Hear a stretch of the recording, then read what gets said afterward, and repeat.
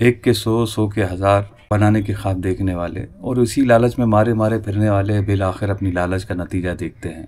एक तरफ तो वो लोग हैं जो तरह तरह के कारोबार में, मार्केट्स में, बाज़ारों में, कारखानों में, फैक्ट्रीज़ में अपना माल लगा रहे हैं, अपनी रकम को नफ़ा और नुकसान की कशमकश में डाल रहे हैं। कारोबार करना है और उसमें नफ़ा और नुकसान दोनों का ख़तरा पेश नज़र रहता है। फिर उसमें नफ़े की सूरत कहीं कम होती है, कहीं ज़्यादा होती है। एक तरीके का एक चलता चला आ रहा है बाज़ारों का, और एक बहुत बड़ी तादाद है दुनिया भर में जो इस तरह कारोबार करती आई है और कर रही है और आगे भी करती रहेगी। लोग इस पैटर्न से हटकर ये चाहते हैं कि करना कुछ ना पड़े और गैर मामूली नफ़ा हाथ आए और रकम भी महफूज रहे। इसी तरह के लोगों की लालच का फ़ायदा उठाते हुए साल, 2 साल, 3 साल में कोई ना कोई एक नई कंपनी लॉन्च होती है। शुरू में वो खूब मुनाफे बांटती है, बाज़ार लगता है कि सब कुछ ठीक चल रहा है, लेकिन बिल आखिर वो कंपनी एकदम से गायब हो जाती है। लोग अपना लाखों रुपया बर्बाद करके हाथ मलते रह जाते हैं। गैर मामूली नफ़ा देखकर मुंह के बल गिर जाने के बजाय बहैसियत मुसलमान हमें ये चाहिए कि हम कोई भी कारोबार या किसी भी काम में पैसा लगाने से पहले उस काम की शरई हैसियत मालूम कर ले कि आया वो काम शरन दुरुस्त है या नहीं है। इससे कतई नज़र हम क्या करते हैं कि मुनाफा देखा और बहुत ज़्यादा मुनाफा देखा तो फ़ौरन पैसा उस कारोबार में लगा देते हैं और नफ़ा कमाना शुरू कर देते हैं, जबकि वो शरन किसी जाविये से भी दुरुस्त नहीं हो रहा होता। आजकल एक कंपनी का बड़ा शोरा है जिसका नाम है NFT ट्रेजर ऐप। इस काम में लाखों लोगों ने अपना करोड़ों अरबों रुपया लगाया और आजकल ये खबरें सुनने में आती हैं कि ये कंपनी अब काम नहीं कर रही, लोगों का पैसा नहीं निकल रहा। आहिस्ता आहिस्ता लोगों को ये यकीन हो चला है कि ये कंपनी भाग चुकी है।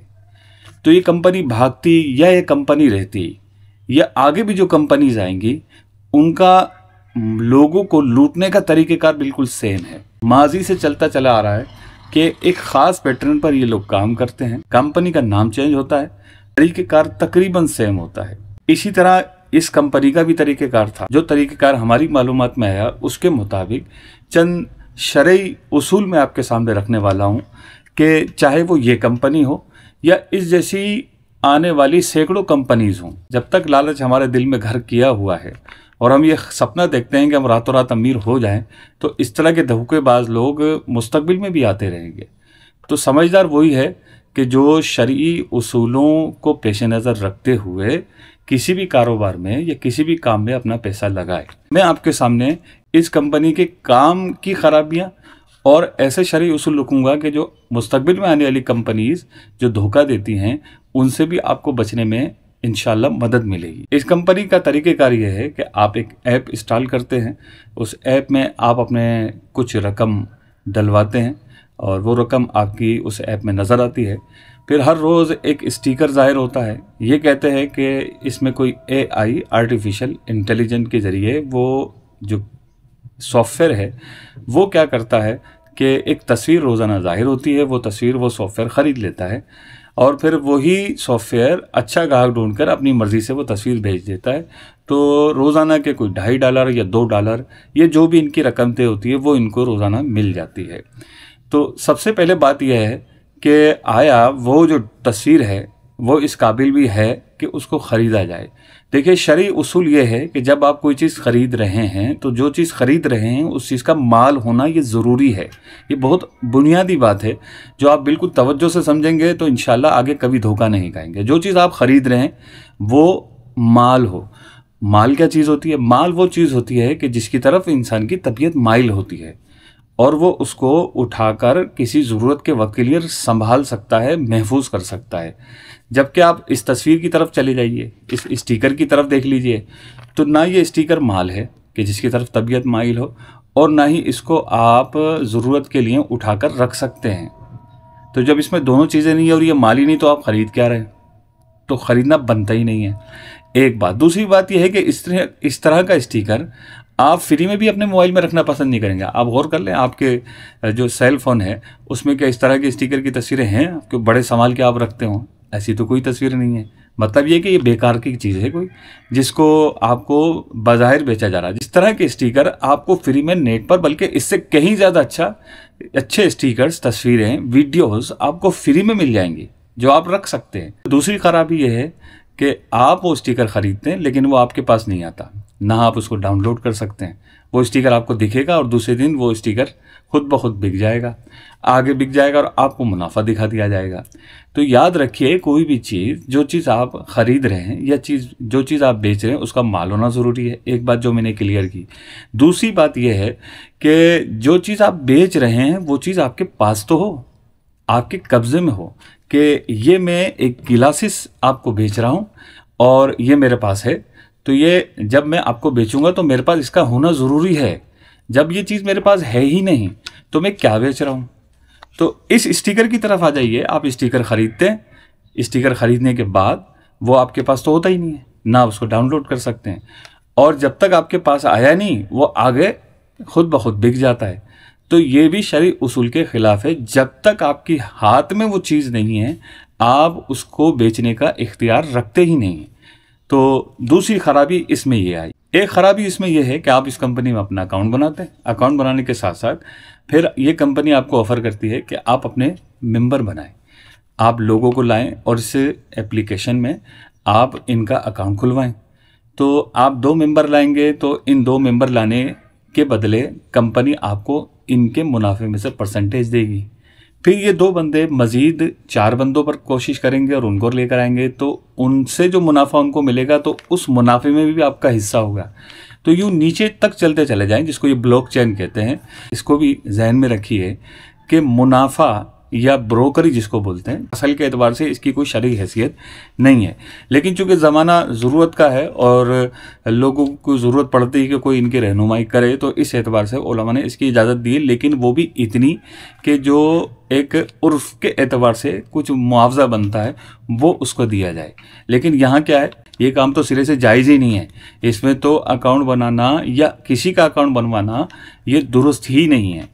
तो जब ये दुरुस्ती नहीं है तो इसका अकाउंट बनाना गलत। ये तो उस सूरत में जायज़ हो कि आपने कोई जायज़ काम की तरफ रहनुमाई की हो। मिसाल कोई अपना घर सेल करना चाहता है और आप बीच में पढ़कर किसी ख़रीदार को लाते हैं और उसको घर दिखाते हैं, और घर दिखाने के बाद उनका सारी डीलिंग आप फाइनल करवाते हैं, कागजात बनवाना, कोर्ट के चक्कर लगाना, दीगर बहुत सारी चीज़ें उनकी क्लियर करवाने के बाद जो बेचने वाला है उसका मकान बिक जाता है, जो ख़रीदने वाला है उसका वो अपना मकान ख़रीद लेता है। अब इन दोनों के दरमियान जो डीलिंग होती है, ये डीलिंग कराने वाला ब्रोकर बीच में इन दोनों से एक मखसूस मिकदार में रकम लेता है। ये अपनी भागदौड़ करता है, कोशिश करता है, वक्त सर्फ करता है, आता है जाता है, तो ये सारे काम के पैसे लेता है। तो ये है कि जाहिर सूरत के एक मकान उसने सच्चाई के साथ किसी का सेल करवाया और किसी ने वो मकान ख़रीदा। जबकि यहाँ क्या है, यहाँ जवाज़ की कोई सूरत ही नहीं है। यहाँ तो अकाउंट बनाने की शरन इजाज़त नहीं है, किसी के बनवाने की शरन इजाज़त नहीं है, क्योंकि इसके तरीक़ेकार ही सारे के सारे गलत हैं, शरई उसूलों के बिल्कुल ख़िलाफ़ हैं। नबी करीम सल्लल्लाहु अलैहि वसल्लम का फरमान है, ना तो नुकसान में पड़ना है इस्लाम में और ना ही नुकसान में किसी को डालना है। जबकि यहाँ तो सरासर ये है कि आज आपने अपनी कुछ रकम यहाँ डाली कंपनी में, तो अब आपका ये जहन बनता है कि ये जो मैंने रकम डाली है कम से कम ये तो बाहर निकालूं। तो ये रकम बाहर निकालने की जुस्तजू में ये क्या करता है कि किसी 2 ऐसे नादानों को पकड़ता है कि जिनका ख्वाब भी यही होता है कि हम रातों रात अमीर हो जाएं। तो वो बेवकूफ़ आ जाते हैं इसकी बातों में और वो भी अपनी रकम लगा देते हैं। तो जब वो अपनी रकम लगाते हैं उस पर ये कंपनी जो तरीके करके बताएगी इन पर परसेंटेज देती है, इसको बेनिफिट देती है, इसको नफ़ा देती है, तो ये इस नफ़े के ज़रिए अपनी अपनी रकम निकाल रहा होता है। तो जब इन दोनों की रकम बचती है तो ये मज़ीद नए शिकार की तरफ जाता है। तो ये कि ना ख़त्म होने वाला सिलसिला शुरू हो जाता है, और यूँ एक नुकसान उठाता है तो दूसरा अपना पैसा निकालने के चक्कर में जुस्तजू में दूसरों को पकड़ता है। ये 2 4 को पकड़ते हैं, ये 4 8 को पकड़ते हैं, 8 16 को पकड़ते हैं, 16 32 को पकड़ते हैं। यूँ सिलसिला शुरू हो जाता है, चलता चला जाता है, और बहुत सारे लोग इस काम में मुब्तला हो जाते हैं और अपनी रकम इस काम में लगा देते हैं। तो ये चंद बातें, उसूली बातें थी जो मैंने आपके सामने रखी। सबसे पहली बात, हम दोबारा इसको दोहरा लेते हैं। पहली बात यह है कि ये चीज़ जो आप ख़रीद रहे हैं ये कोई माल नहीं है। दूसरी बात यह है कि जब तक आपके हाथ में वो चीज़ नहीं आई आप आगे क्या बेच रहे हैं इसकी भी शरन इजाज़त नहीं है। तीसरी बात यह है कि ऐसी कंपनी में अपनी रकम लगाना, यानी ऐसा कंपनी के साथ मेंबर बनना, ये भी जायज़ नहीं। चौथी बात यह है कि किसी को मेंबर बनवाना भी जायज़ नहीं।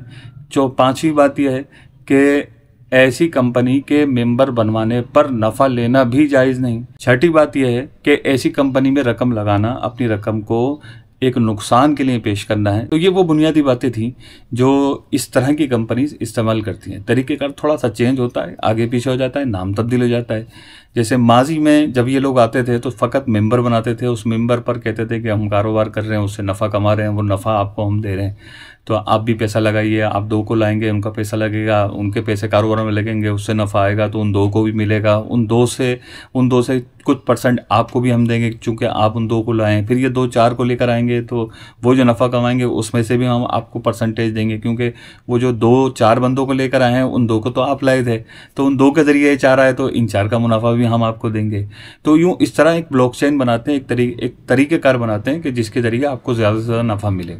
तो यूँ ज़्यादा से ज़्यादा नफ़ा देखकर हम फ़ौरन मुँह के बल गिर जाते हैं। इस लालच को देखते हुए ये कंपनियाँ हमारा शिकार करती हैं, बहुत सारे लोगों का माल जमा करती हैं और बिल आखिर एकदम से ये कंपनीज गायब हो जाती हैं। जैसे आजकल इस कंपनी के बारे में चल रहा है कि ये कंपनी अब गायब हो चुकी है, इसका काम नहीं हो रहा, लोगों का लाखों अरबों रुपया इसमें फंसा हुआ है और कहने वाले कह रहे हैं कि ये पैसा डूब गया है। तो बराए मेहरबानी कोई भी काम शुरू करने से पहले उसको अच्छी तरह उसकी शरई रहनुमाई ले ली जाए और मालूमात कर ली जाए कि ये काम शरन दुरुस्त भी है या नहीं है।